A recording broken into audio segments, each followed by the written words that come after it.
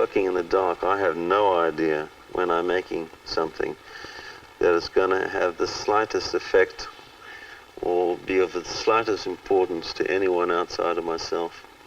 I just have no idea. If I were a layman, I would hate sculpture. And so I feel I respond to the challenge of trying to make meaningful sculpture that both physically enhance the environment as well as provide some kind of person-to-person intimacy with whoever wants to study it more closely.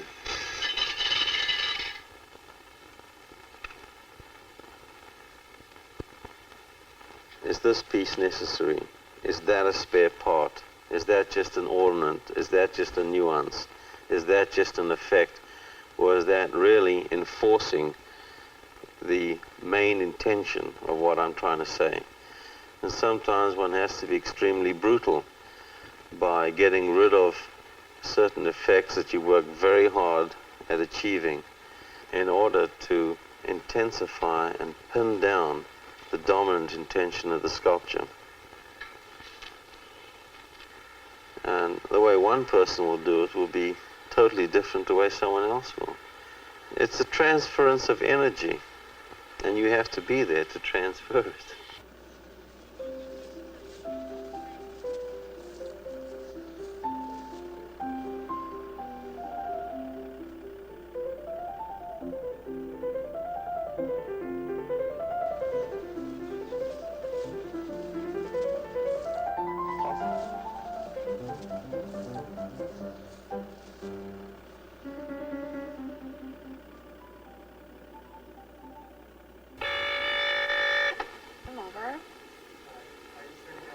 No, I'm sorry, the Witkin exhibition is closed and the pieces are being dismantled today.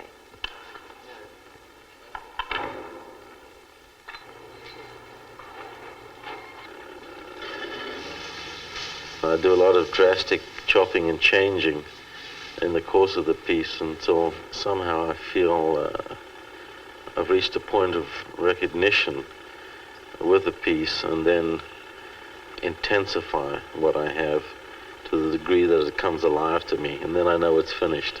But until then, it hasn't materialized as an experience.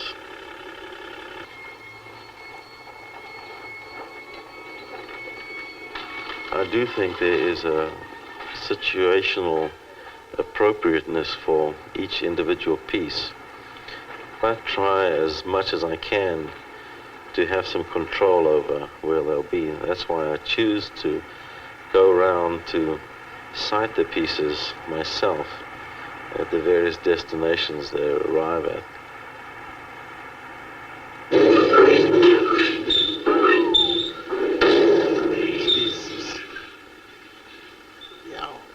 Outdoors, the contour becomes more important than the internal space because you're surveying the piece from a considerable distance, and it's difficult to get involved with the internal workings that way.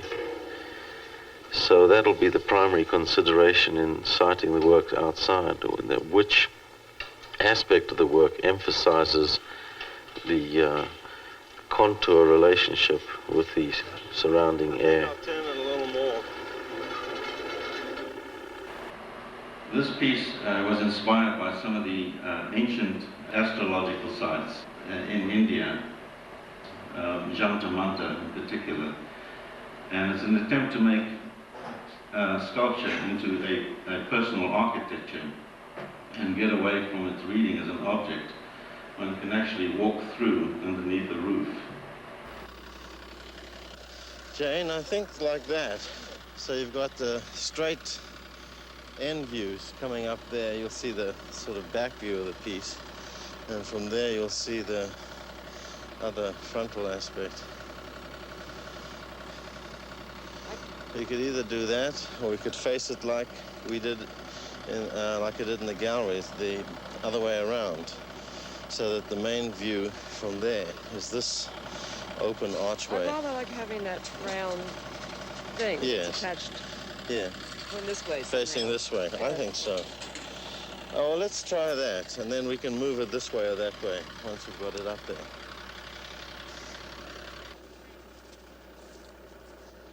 I first met Ted Ogden in the late 60s, 1968. He was introduced to me by Lewis Cabot. Lewis Cabot was the husband of Mr. Ogden's niece. And he came up to see me in Bennington in Vermont. I was artist in resident at Bennington College. And I had recently purchased a piece of property, a 27-acre piece of property on a hilltop. And the field was populated with all my work. There were about 20 pieces. Mr. Ogden was a great lover of land. And when he saw that I had these same kind of visions and aspirations of buying land and shaping it and designing it for some real aesthetic purpose, he really warmed to me. I was a little reluctant at the time at the acquisition that I'd done. I thought I was sort of overextending and so on. And he was very encouraging about it. And he said, oh no, this is the great move for you to make, and this is the place that your work should be. And he went straight to a couple of pieces that I had sighted in the land. And he very decisively said, I want that one and I want that one. The pieces were taken to Storm King, and he liked them so much that he commissioned of me another piece and invited me up to come and see the site. He had a whole arsenal of bobcats and bulldozers, and he just kept moving hills and dales and always felt like building something, because he was there taking part in the decision-making, in the design of the landscape. He was so familiar with every bump and lump in the landscape that he just knew what to put where. He showed me the site, and he said, I want a piece of sculpture just for the edge of this hill over here. He said, well, how big do you think we should make it because of the vast vistas and size of the grounds? And I said, well, maybe about 20 feet would do. He said, well, whatever you want to do. He said, that decision is yours. I was a little nervous at the time because my work was more human scale and more intimate, and this would be the first really oversized monumental scale piece that I'd attempted. The challenge I had was to make a sculpture that would articulate itself against the sky, which prompted this innovation of making an overhead plane. Normally one looks directly at sculpture or down on sculpture, but rarely does sculpture actually move over your head. And it seemed to me to be a fresh innovation, which I was very pleased with at the time. And Mr. Ogden recognized it, I think, too, as being something quite innovative. He hadn't quite seen anything like it. He was absolutely thrilled with it, and so was I, which is more important. This was before any notion of site-specific became a kind of a rhetorical aspiration for sculptors. It really was a specific place with a specific piece that seemed to fit. The piece was entitled Kumo. It has a kind of a Japanese feeling about the piece, and Kumo means cloud in Japanese. And we put the piece in place, and it just fit perfectly, like a ring on a finger.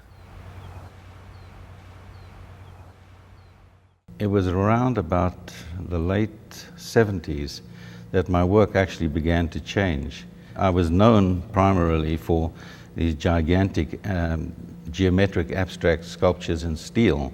And why did you change this style completely? I felt that I'd come to the end of the constructivist phase of work. Everybody was making constructions at the time.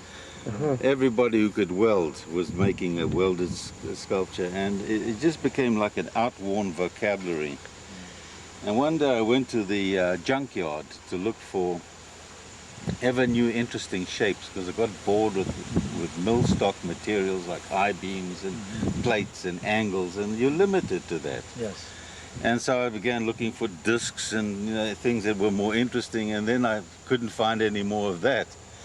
And my eye fell on like a slag heap of stainless steel spillovers from the casting industry, where it would spill on the floor. Yes. And I thought, that's an interesting forms, different. This is a whole new language of form, a natural language. So I bought a truckload of all these shapes, these spills, and took it home.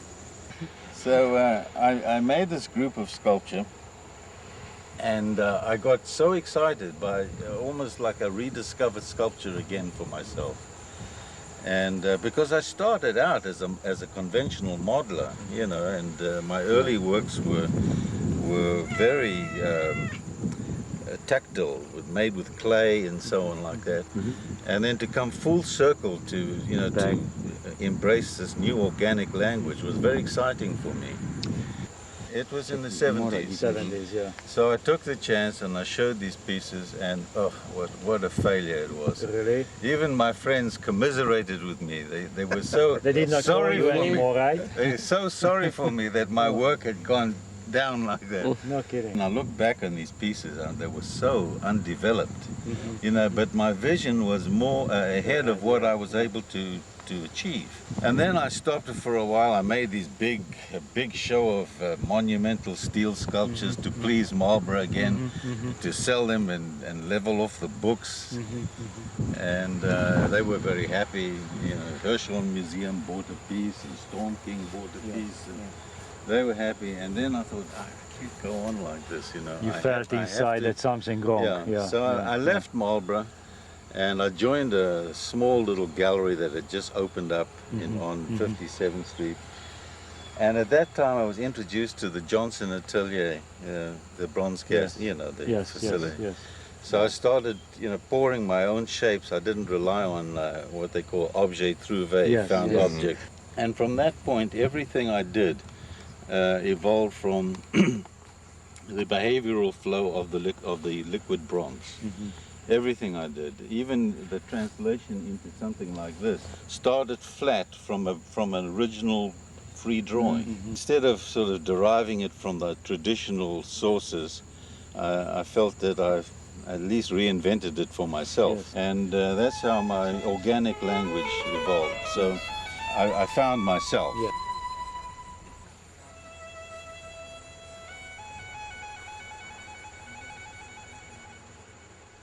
Everything I do is basically generated by the process that I have, which is something that is, I think, unique to me as a sculptor. I create my language out of the direct pouring of bronze onto surfaces. Actually, I draw with the metal.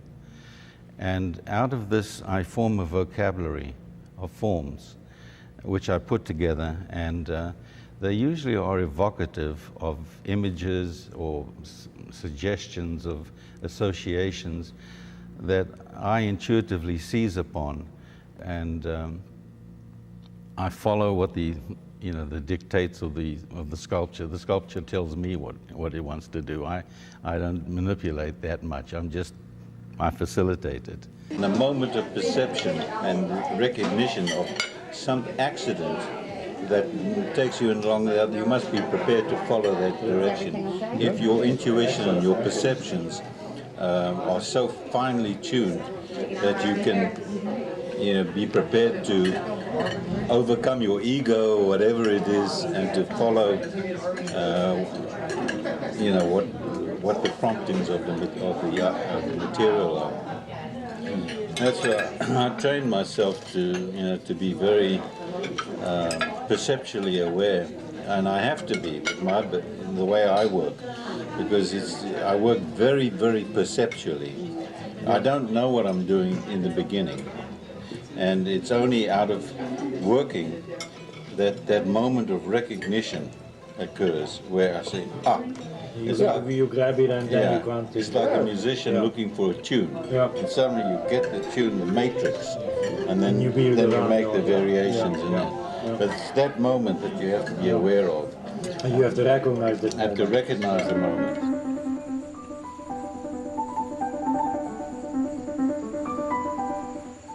Almost like action painting, action sculpture, and it exhibits action. Yeah, and even when I translate those forms, which were originally poured freely, like this hawthorn tree, I then translate it into amplified volumes by modeling it. So everything I do, the whole language is generated by how the metal behaves in the process of motion. Please tell us about Hawthorne Tree, too. That piece I happened to cast myself in my own studio. I have my own little foundry, so I'm particularly proud of that. I made an original theme, which I called the Hawthorne Tree, and then I was prompted to make 6 variations of that original theme. The name Hawthorne Tree was inspired by the myth of Merlin. When he exited from his world of fame, he decided that he had to impart his great knowledge to someone in the world. And he didn't want to impart it to the great sages and poets and philosophers. But he chose a wood nymph instead called Ninian, which is a sort of metaphor for giving it back to nature. And he would meet her every morning and teach her different manifestations of his magic. So the 6 variations are like, for me, different manifestations of the magic of the Hawthorne Tree.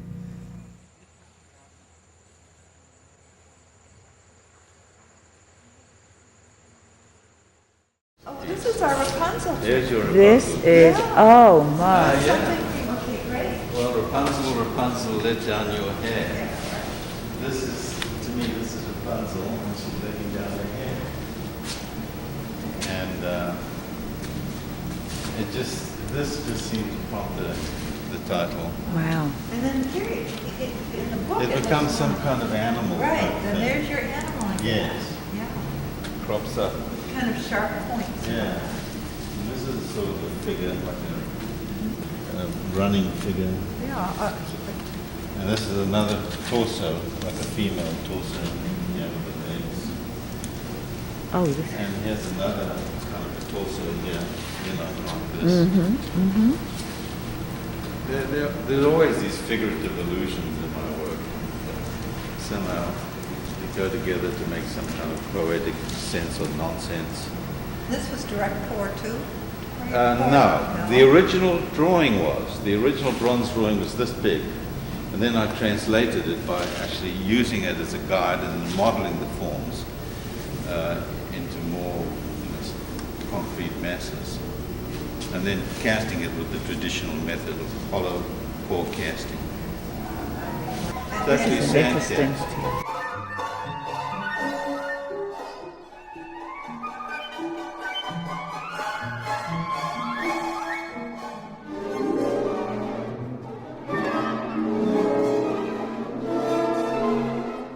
This is called the Firebird. And that's direct pour. There's no mold there. This is the crinkling of the surface. Yes. This Oh. is created by the cooling process, a natural cooling process of the metal exposed to the cold air. Oh, I just want to touch it and Yeah. do that. Well, not in the museum, You but I can. mean that's the feel that I get Yeah. by my eyes. It's Yeah, it's a very tactile surface. very tactile.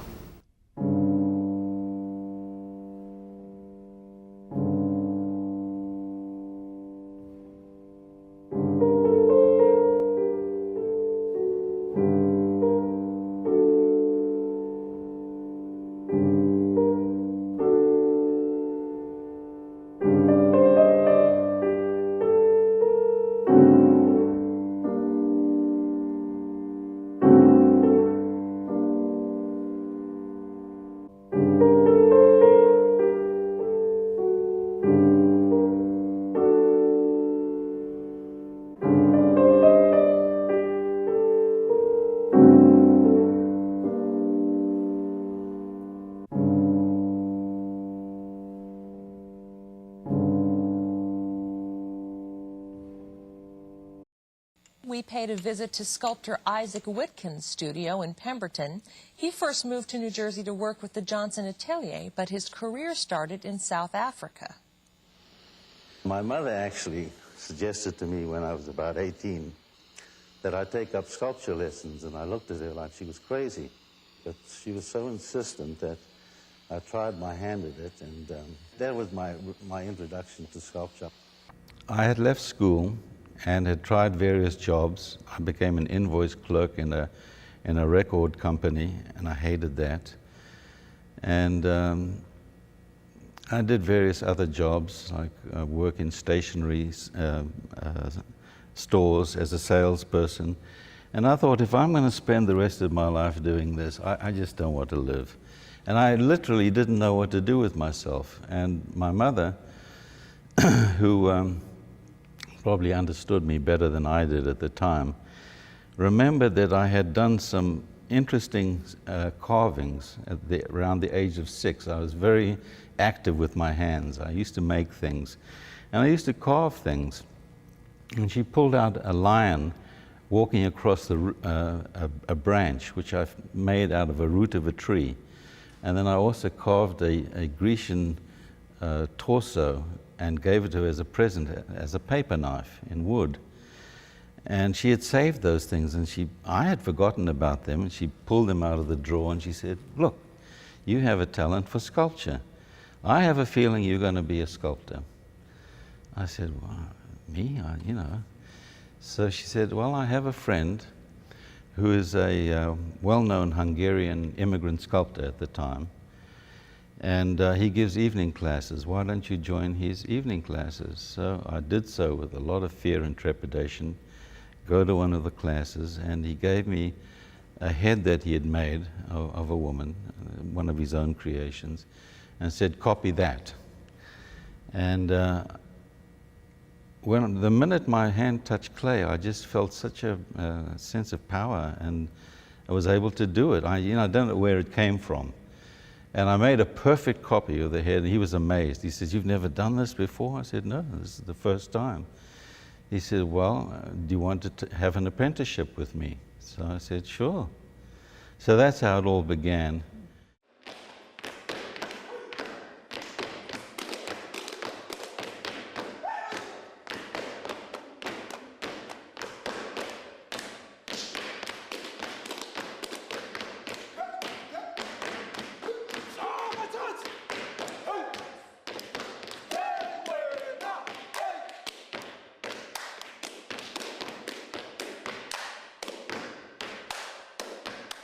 Letter from Demili Fenney's daughter, Mariam Diali, sent to Isaac Witkin's daughter, Nadine Witkin. My late father, Demili Fenney, lived with many different people throughout his life's journey. None will be remembered and hailed as a hero to us more profoundly than Isaac Witkin. Demili befriended Witkin while in exile in the United States. They shared the same interests and ideals, including the love of art. In 1991, my father died suddenly of a heart attack at age 52 in New York City, leaving his artworks in disarray. As a labor of love, Isaac rescued Demili's clay works and shipped them to South Africa. And in 2003, Isaac oversaw the enlargement and casting of a small clay piece Demili did in 1987 called History. Today, it is a monumental work that depicts our country's history of apartheid.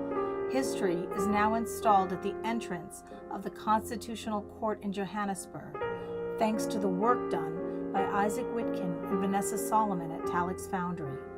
We, as the Demili Fenney Trust and Foundation, will never be able to thank Isaac Witkin enough for the huge contribution he has made towards ensuring that my father's legacy and name is permanently engraved in our history's landscape.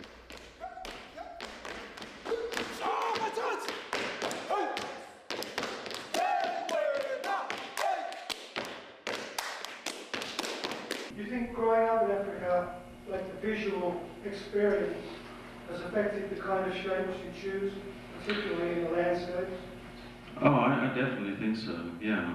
Even some of the early steel sculptures, I think one is very influenced by your first experience of sculpture, which is African sculpture for me. That was the only sculpture I saw then. And then, of course, the geographical place that you live in. I think the sense of space and light and that, it gets in somehow. At age 20, Isaac Witkin left South Africa to study where the action was, at the prestigious St. Martin's School of Art in London. It was a very interesting period in English sculpture because my generation of sculptors was struggling out from under the influence of Henry Moore. Moore was the embodiment of the great European tradition of carving and modeling the human figure, no matter how abstract it became. What we tried to do was to make sculpture that was very different from nature, radically different from nature. I was there with a group of peers who were all incredibly gifted. And truth be known, between 4 or 5 of us, we created a revolution in English sculpture, all in the context of an art school. And we decided to rethink this thing, sculpture. What is sculpture? Is it the figure? Is it about, misery and suffering, or romantic renderings of the human figure? Can't it be something that's just in and of itself? Something that doesn't refer to anything else but itself, self-referential. And so we began to examine the properties of what constituted a piece of sculpture, and our work took on another whole abstract direction. These are my first attempts to make abstract sculpture. The 2 pieces on the right are efforts to extend the monolithic human form spatially by superimposing or interjecting the volumetric form with its planar opposite, setting up a dialogue between the monolithic and the constructive traditions. The dialogue that has preoccupied me to this day. One of the prime aims that we had in those days was to make sculpture with non-art materials. In other words, to avoid the weight of tradition that we were carrying with bronze and stone and all the heavy associations of art associated with these materials. We wanted to make sculpture that didn't have these associations. So we used fiberglass, we used aluminum. These are space-age materials. And then we used color, and the color was used to negate the material. And we were following the example of people like Brancusi, Picasso, Gonzalez, David Smith, the American at the time, was a big hero to us, who was already, going in that direction. And there was an exhibition of our work called The New Generation. I think it was about 1964 or 5 at the time. And it had a great international influence. People just, took to it immediately. They saw the new potential, the new direction that sculpture was taking. And then there was a combined show at the Jewish Museum that combined the best of American sculpture at the time, which was minimal sculpture, and the English sculpture, which was my group. And it was a very historic show called Primary Structures. And it was about that time that I had a job offering from Bennington College in Vermont to come to America and teach there.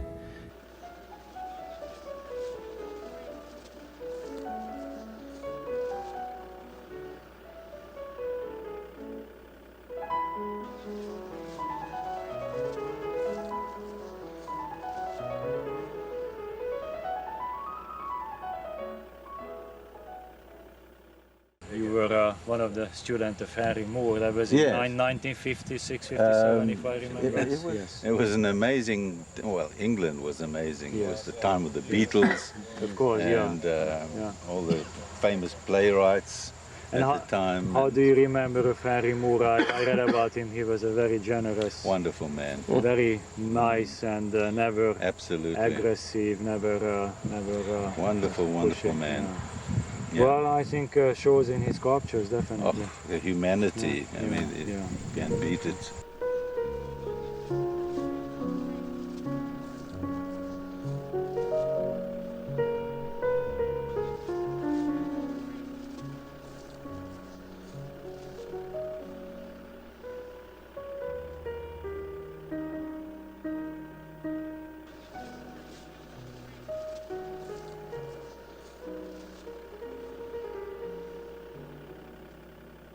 Tell us about your apprenticeship and work with Henry Moore.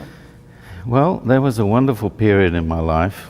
I had gone through 3 years of art school, and I wrote to Henry Moore and asked him for a job, and a year later I got a reply saying sure. He had seen photographs of my work and had liked them, invited me up to Much Haddam, Perry Green in Hertfordshire, where he lived and worked.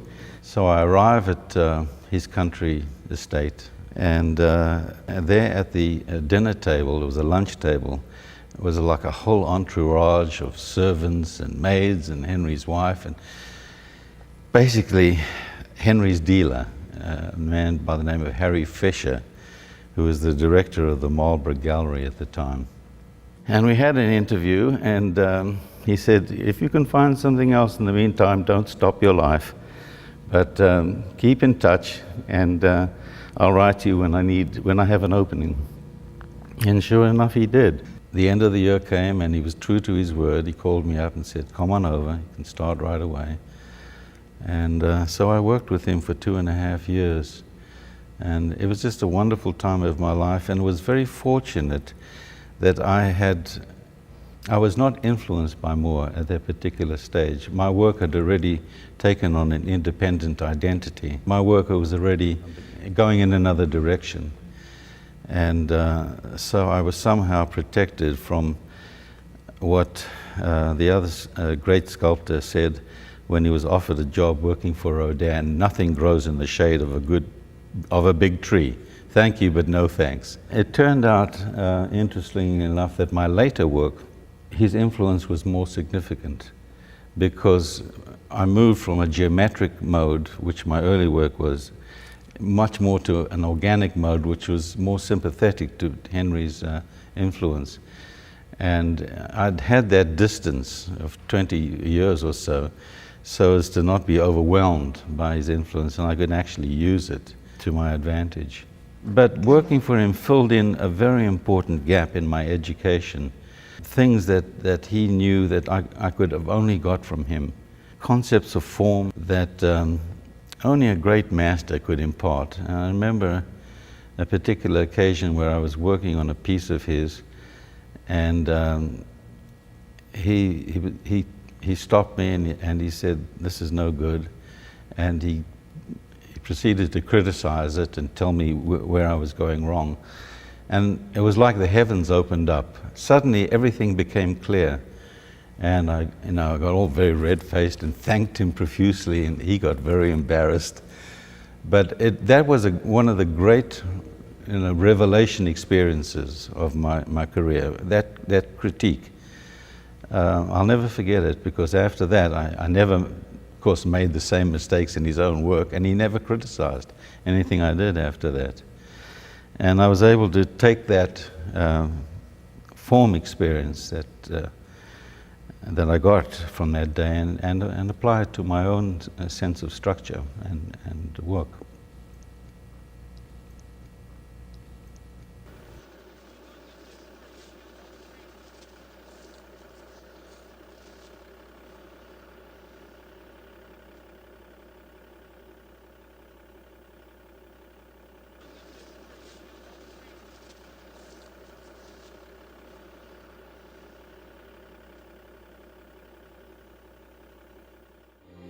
Witkin's early works were made primarily of steel until he discovered the attractions of working with bronze.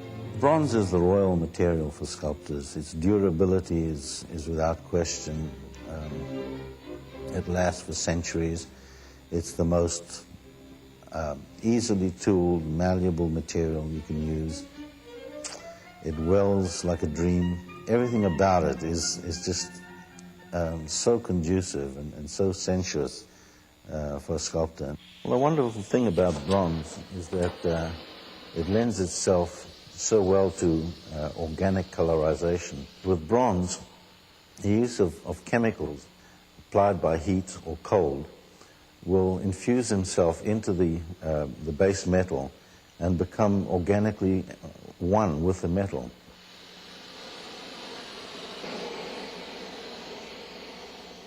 So I'm aiming for rich ferric browns and scabrous greens and wonderful natural mixture of all those colors. I have the distinction of being the first artist that had a one-person exhibition at Grounds for sculpture, and this was in 1996, a few years after the founding of the place. And I still have a photograph of the linden tree. If you ever go into the restaurant, you'll see a photograph of the linden tree all alone in just a field of rubble, against the sky before any of this happened. Linden tree was my first attempt to monumentalize my vision when it changed. I was known primarily for these gigantic geometric abstract sculptures in steel. Now with linden tree, I was making at the time very small pieces. I wasn't able to do anything larger than 2 or 3 feet. And I actually enlarged this very spontaneous bronze drawing into something that's, 10 feet tall, linden tree, and cast it in a more traditional method rather than direct pouring, which would have made it solid and too heavy. We made a hollow cast in I think it was a sand cast at the time. I call the piece Linden Tree because, again, it was inspired by a Schubert song that came from the song cycle called Winter's Journey. And the piece is a sort of a metaphoric spiritual point of reference, that no matter how far you wander from it, you can always return and renew and get sustenance from it. So I like that concept of this piece that you can always use as a reference point, spiritual reference point.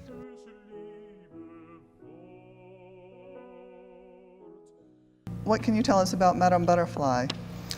Well, it's so named because it suggests a sort of a female personage, rather feminine in the gesture, and there's an element of a fan and flowers, and a certain kind of operatic dramaticness about it.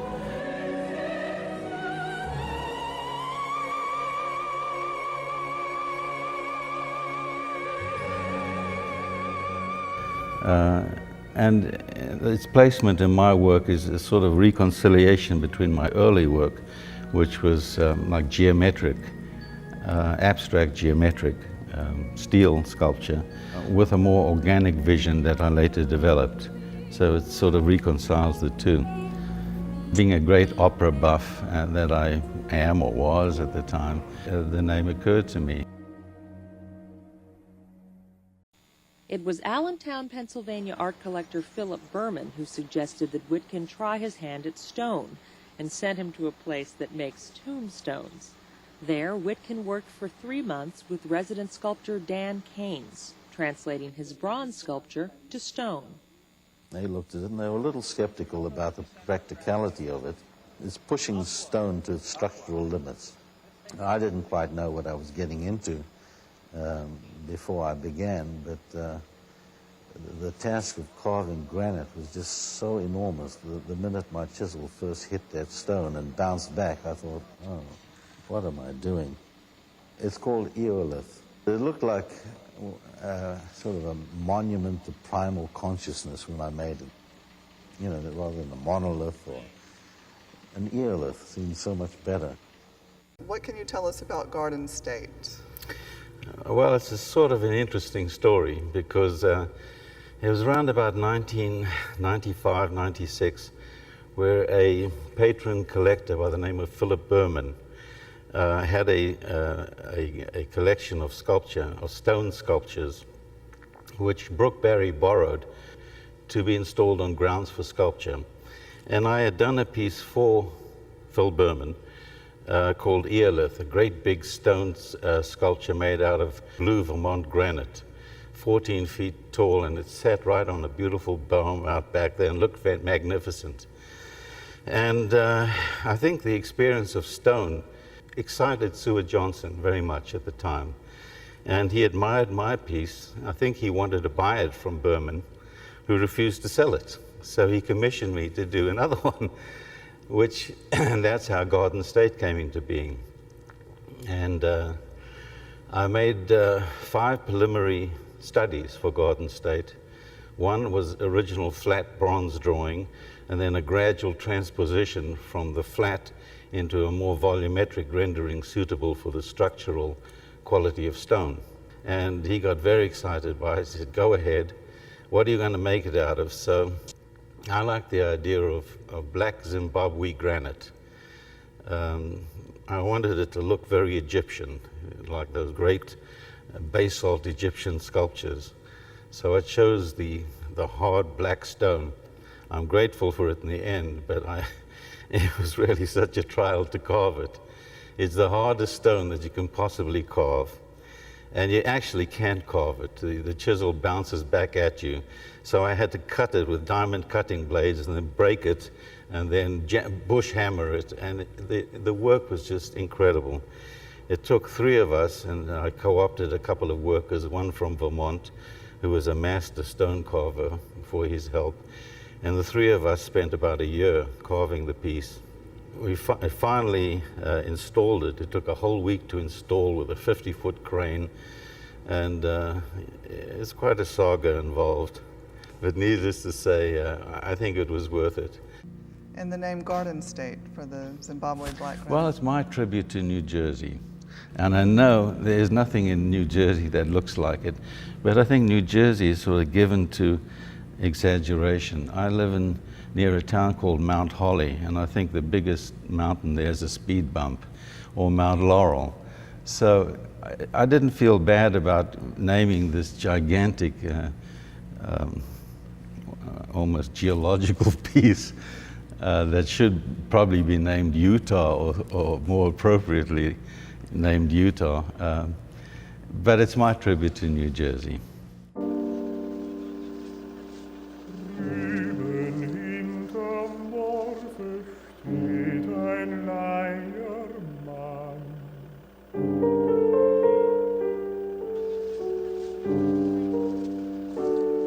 What would be your advice to people who are trying to make a go at it in sculpture? Well, I would give them every single encouragement possible. You know, I would make it as exciting and accommodating as possible. I would never discourage anybody.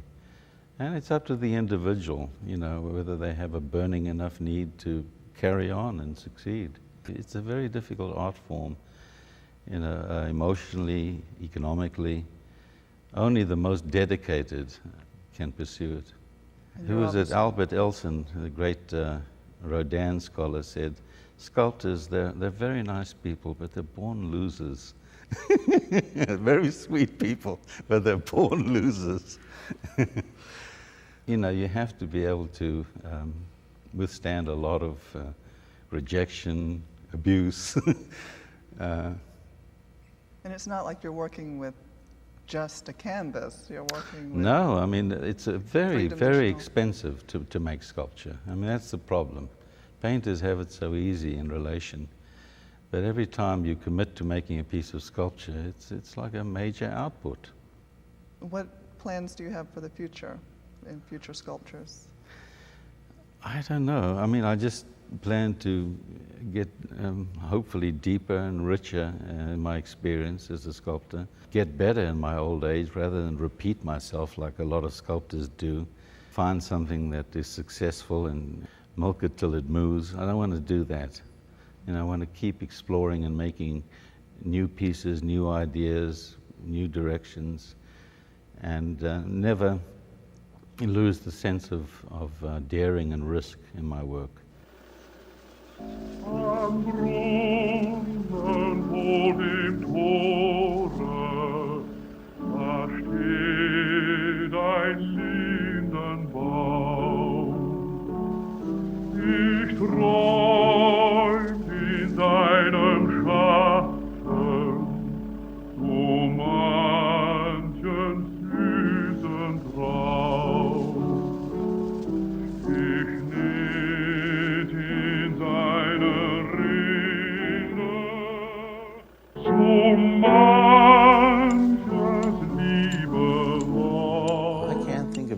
That I would be good at other than sculpture.